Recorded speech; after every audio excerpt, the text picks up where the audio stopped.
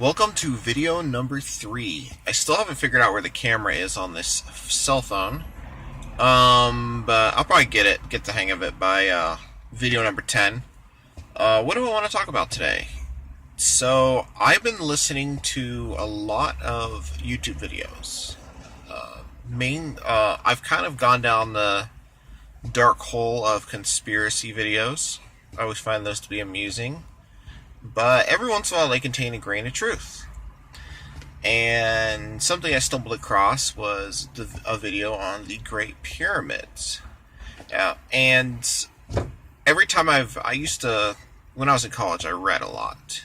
And so a lot of the stuff that was brought up in the video was stuff that I had buried in the back of my brain but kind of forgot about. But the pyramids, particularly in Egypt, were a great feat. And it's puzzling that there is similar examples of that kind of architecture in other parts of the world.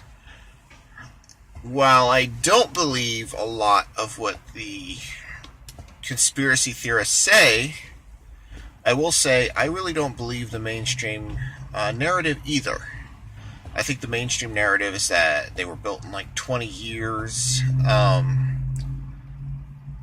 with primitive tools. The Egyptians were much more primitive than we are, and I don't really buy that. And one point that I haven't seen brought up in any of these conspiracy videos, or even the mainstream narrative, is the fact that there could have been more traditional but way more advanced technology that was more traditional, similar to what we have now. A while back I read an article. Once again, I haven't verified any of this stuff. I haven't fact-checked it extensively. But I read an article a while back that if humans were to disappear from the Earth, it would take just a few hundred years for everything to be absorbed back into the system, with the exception of like nuclear waste. And even that would eventually go away. But things like metals and paper, and I know that the sand in Egypt does preserve a lot, but that doesn't take away from the fact that they could have had advanced machinery, even something similar to a digital system, and it's gone. It biodegraded away. I don't know if this is true or not, but it's my thoughts. I am a thinker. I like to think about things, think about scenarios, different hypotheses about just different things. I think it keeps my brain active. It's one of the reasons I probably like driving a lot, is that I can sit and think. I don't know the answer, but the Great Pyramids in Egypt, they were built to such amazing specifications that I don't think we could do something like that these days. And I think that's a very valid point that conspiracy people bring up.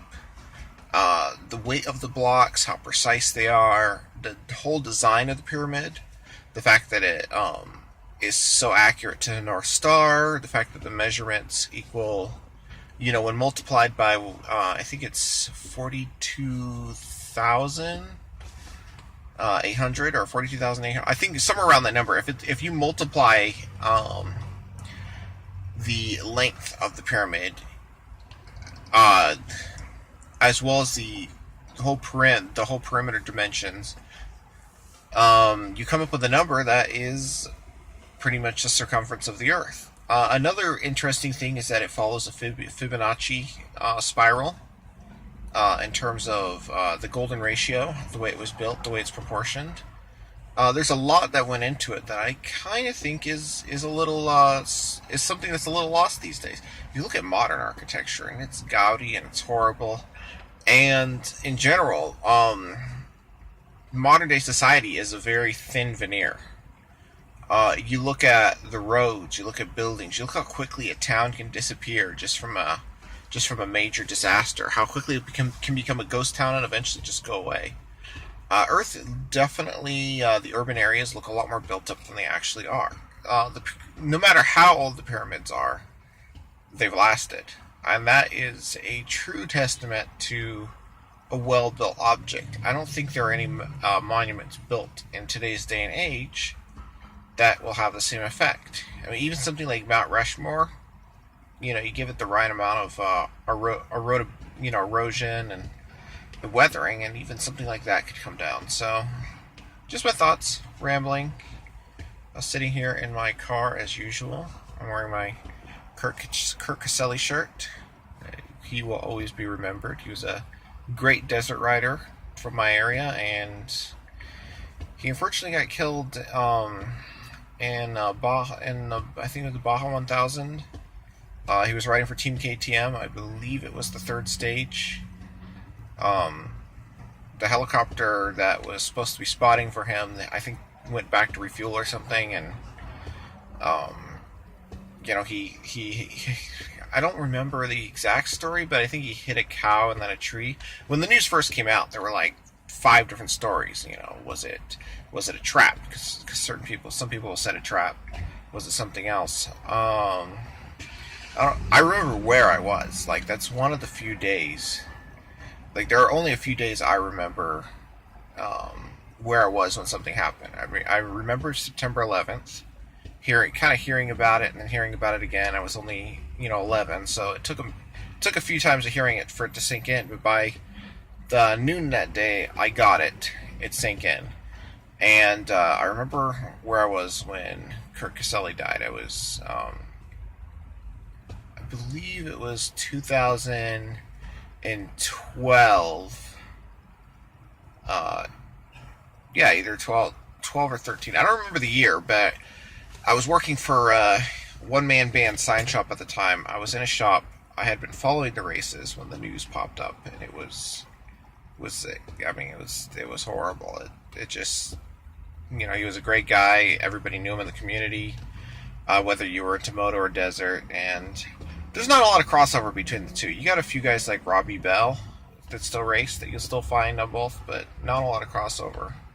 I've never seen Gary Sutherland race moto, and the vast majority of moto guys I've never seen him race desert. But either way, we move on, we march on. I guess that would be the thing that would tie this video together, is that people forget their history quickly. People really do forget their history quickly. I'm on my 3rd tangent, by the way. These will get better eventually. But it seems as if, people actually just don't remember what's happened 5 or 10 years ago. A video I eventually want to do on is about this whole immigration debate. How did this whole immigration, quote-unquote, issue get started? It started because of a bill that the government did, implemented, I think, in 65 or somewhere, to open up the immigration regulations. At one point there was an immigration ban in the U.S., save for a few European countries. But people do forget their history, even, whether it be world history, national history. I think there are some substance of history that don't get forgotten. Obviously, somebody like Kurt Caselli made such an impact that, he's not going to be forgotten, at least not for a long time. I think people will, the next generation will know about him. But in a lot of aspects of racing, people don't remember from one year to the next. I watched all these journalists at Las Vegas this year in the press conference asking, they were asking the main guys in the 250 class, well, since you raced East Coast, what's your thoughts on Vegas? They were asking as if these guys had never raced Las Vegas. But I was on the floor in Las Vegas last year, and these 2 guys were the top 2 guys, Zach Osborne and Joey Savacci. So, people just forget their history quickly, and I think it's not only important to study history, but to study it from different perspectives. At this point, I think I'm rambling. I will post this, I guess. You can like if you want. You can subscribe if you want. You can check out my 3 or 4 other videos.